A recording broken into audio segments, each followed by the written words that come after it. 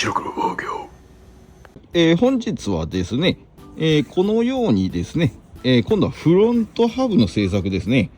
フロントハブはなんとですね、これ見てください。新品が出ました。こちらですね、この品番で、ホンダさんでまだ存在したんで、買わせていただきました。それからディスタンスカラーですね。これもこの品番でフロント用としてこの中に入るやつね、存在しました。で、それからこれは、ベアリングですね。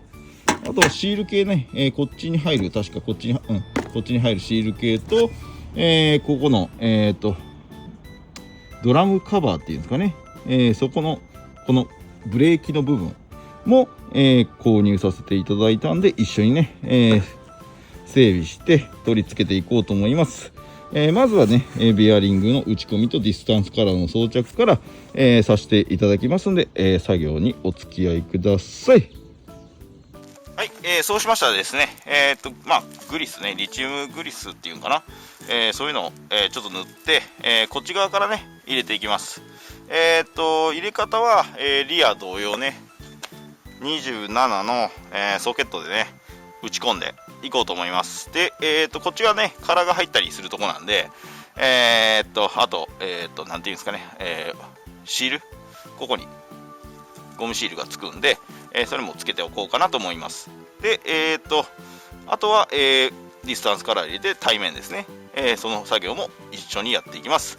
NTN 製のベアリングね、これちょっと私騙されたんですけど、なんか台湾製が来てしまいました。これを使ってね、やっていこうと思います。では打っていきますよ。新品なんでねちょっと緊張しますがね、奥まできちっと入っていただければよろしいのですが、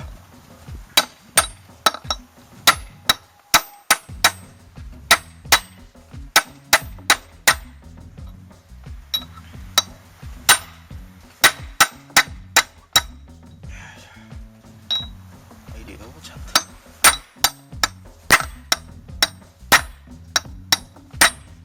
入ってきよんね。やっぱ新品はきついな。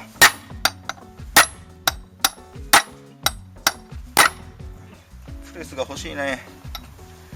ちょっとこの座面平手法で打とうか。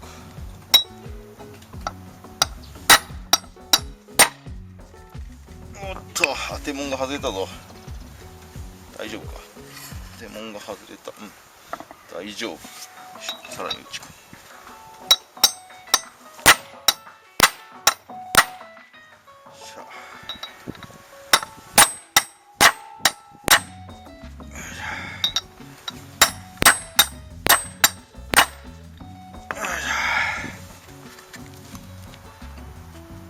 まだもうちょっと距離があるな。手門が外れんようにして、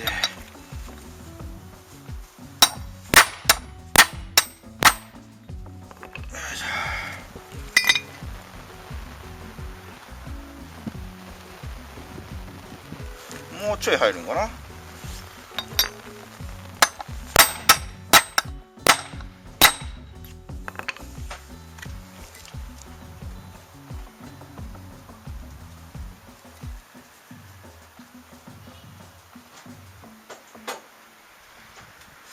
こんなもんかな。こんなもんなのかな。これがもう見たことないから分かんないよな。よっしゃ、いいかな。はい、こんな風に、とりあえず入りましたね。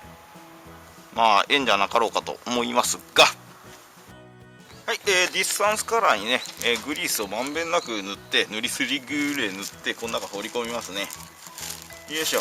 寸法が合っとりゃいいんですけど、合ってそうだよな。よいしょ、合ってそうです。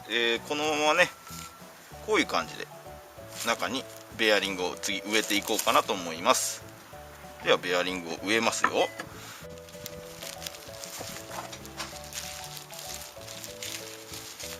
はい、ベアリングにもねこのようにグリスを多少塗ってですね、打ち込んでいこうと思います。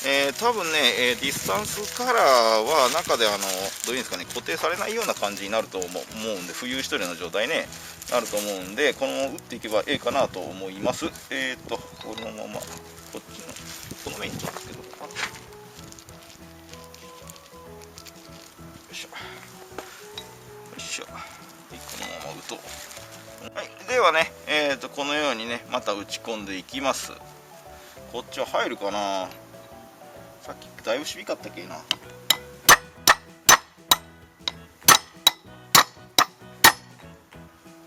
入るよな。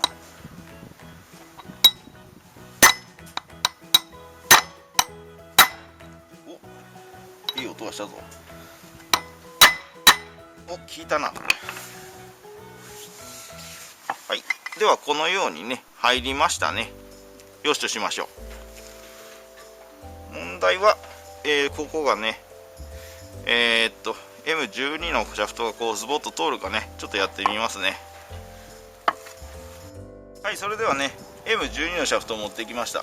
ここへね入ってくれりゃよろしいんですけど、どうですかね。ちょっと入らんか。ちょっとディスタンスカラーをグニュグニする必要がありそうですな。もう入らんですね。ディスタンスカラーさんがちょっとずれてるな。マイナスで動かそう。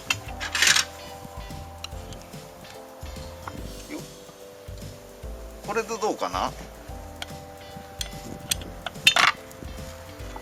入った。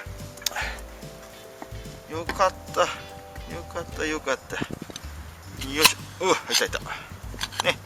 これでシャフトが通ったんで、まずね問題ないんかなと私は思ってます。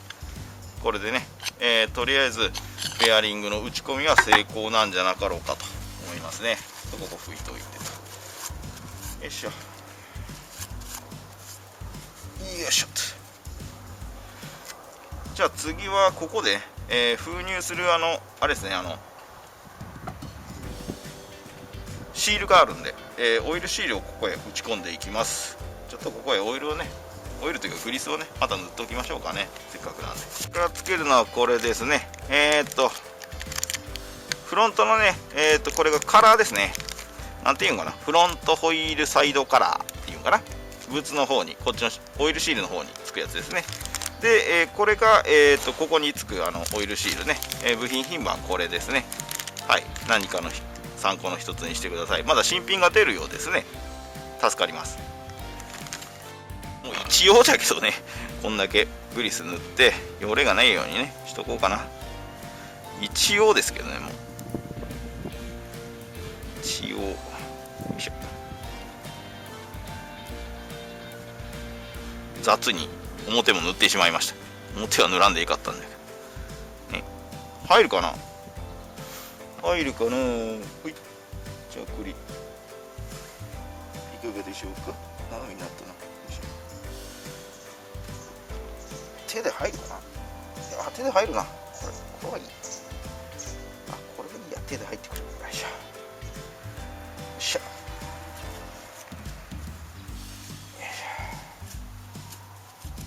よいしょ。でカラーを植えて、カラーをプシッて、はいと。よいしょ。はい、これでねこっち側完成ですね。こっちもなかなかいいんじゃないですかね。あとはここのドラムカバーっていうんかな、そこの部分をねちょっとオーバーホールしていかにゃいけんですね。あまりにもちょっとボロボロのノーティーダックス用を買ってしまったので、まあちょっとグリス塗りすぎたな。グリスまみれで新品ハブがタルタルになっておりますね。錆び防止でいいんじゃないですか。はい、よし、これはこれで完成ですね。あとはリムが来ればいいんじゃないかな。画面結構綺麗だね、やっぱ新品だから。こっちはこんなもんなんだね。ちょっと見えますかね。こういう塗装ですね。こういう塗装の感じなんですね。まあ新品だから 100% 綺麗だよっていうわけじゃないのかな。当時物なのかな。ちょっとよくわかんないですけど、これいろいろ書いてますね。このハブはどこ製なんでしょうか。まあ、とりあえずハブ完成ね。使っていけると思いますよ、こちらの商品は。よいしょ、はい、よいしょ、OK。はい、いきなり取り始めておりますが、ブレーキのドラムの中ですね、こいつはまあこういう感じでついてて、これを外して、シールがね、あまりに硬くて、動画撮るの忘れてました。こいつがここにこういう風に、まあ、バネがここ入ってたんですけど、硬かった。私は取れんか思ってね、外注にかけようと思ったくらいですね。これはね、もう、金属のこのリングみたいなのが補強で入っとんですね。こいつがもうガチッと決まってしもうて、もうここへ張り付いてるような状態で、最後ニッパーをこうで挟んで、この辺かな、てこの原理でグッと持ち上げたいう感じになりましたね。もうボロボロでどうにもならんかったですね。まあこれ買ってあるんでね、これも交換して、作業続行しようと思います。次は洗浄ですね。この辺ちょっと洗いますわ。大変なことになってる。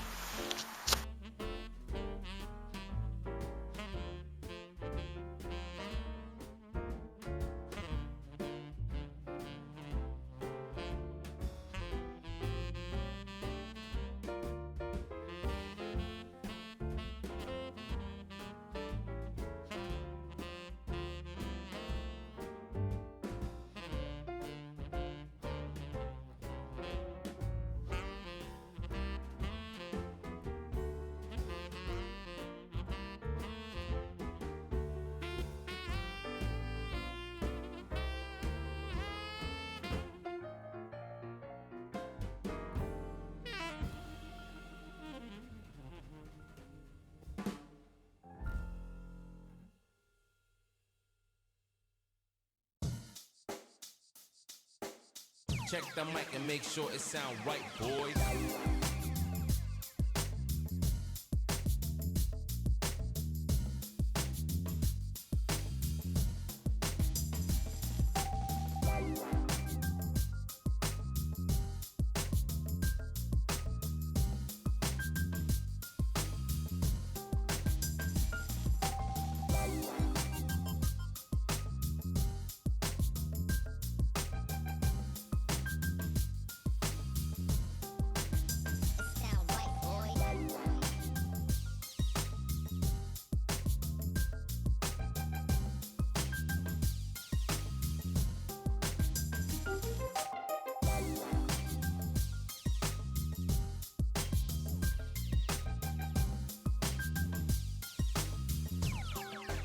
It sound right, boys.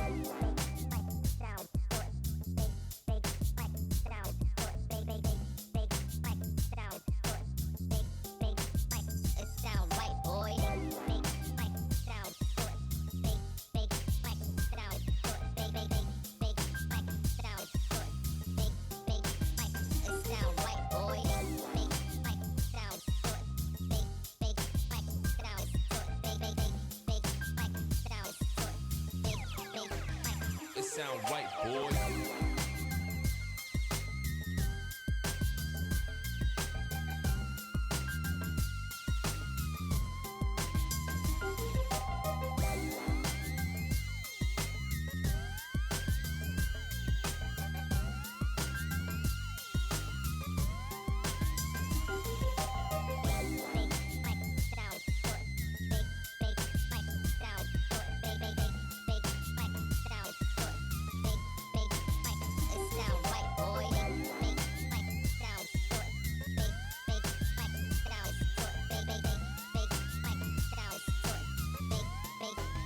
It sound right, boy.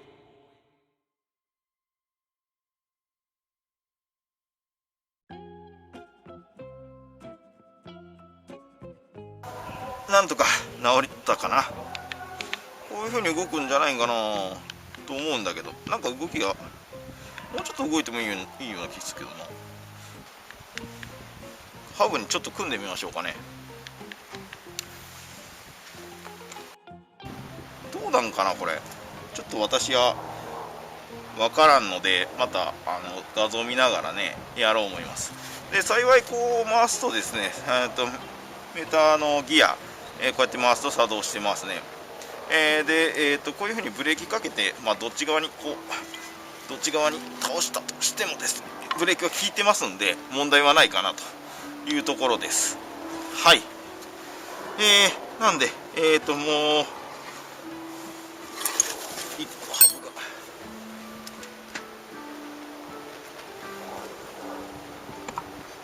こういう感じでね、ハブのね製作作業の方ですね、完了いたしましたと。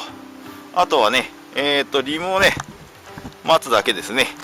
4J のリムをどこで買おうか悩んだんですけど、今現在ね、GM モトさんのケップスピードさんがすごく光沢良くていいんだけど、4J なんかないみたいなんですよ。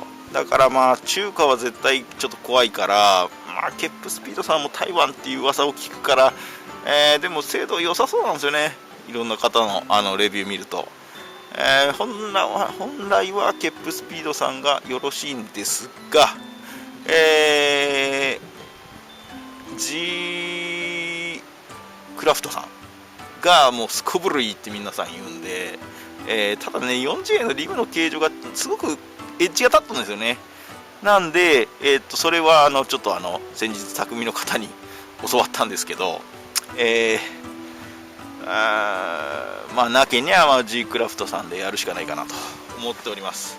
なんとかね、ドラムとスピードメーターワイヤーとスピードメーターギアと、ブレーキと動くようになったっぽいんで、とりあえずね、何十年前かわからんブレーキシューを使って、作動確認しようと思います。で、ベアリングの方もなんとか、居座ってくれとんで、このままね、何事もないようについてくれたらなと思います。これね、今だから言うノーティーダックス用ですね。これノーティーダックス用ね、ちょっと買いました。予算の都合で、シャリー用、ダックス用で、モンキー用とかいろいろあるんですけど、シャリー用が特にない、なくて困っているので、ノーティーダックス用がそっくりさんなんでちょっと使わせてもらいました。問題はここの幅ですね。この幅が、違ったらねまた買い直さなきゃなんないんで、ただ後ろの方はいけるんじゃないかなと思います。基本的に画像を見る限りでは同じ幅でっていう感じなんで、なんとかつかんかなと、浅はかな夢を抱いております。ご視聴ありがとうございました。なんとか、ハブ周りの、どうですか、制作レストは修正、完了いたしました。ご視聴ありがとうございました。